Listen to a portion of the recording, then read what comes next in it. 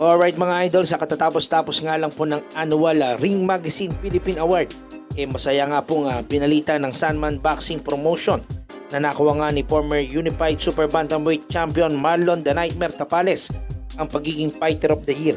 Ito'y kaugnay nga ng makuha niya ang titulo sa kamay ni former Unified Champion Murodjun Akhmadaliev. So hindi nga lang rin pinalad si Marlon Tapales sa kanyang undisputed title fight kontra Naoya Inoue noong nakaraang taon.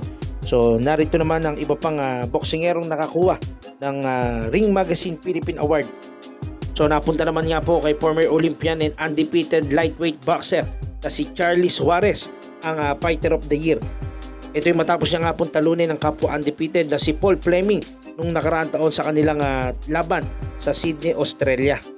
So runner-up naman bilang Fight of the Year ang naging laban niya ni Esnet Domingo kontra kay Michael Bravo na tinalo niya via round 11 technical knockout. At napunta naman kay former WBC World Champion Mark Magnifico Magsayo ang 2023 Knockout of the Year Ring Magazine Philippine Award. Ito'y matapos niya nga pong patulugin ang kanyang naging kalaban na si Isaac Capilar noong December 9 sa Long Beach, California. So runner-up nga rin bilang Knockout of the Year ang naging laban nga po ng isa pang Sandman boxer na si Froilan Saludar kontra kay Keita Kurihara na tinalo niya by round 1 technical knockout para sa kanilang OPBF title. So nasungkit naman nga po ng isa pa nating kababayan na si Jason Bison ang Upset of the Year Ring Magazine Philippine Award.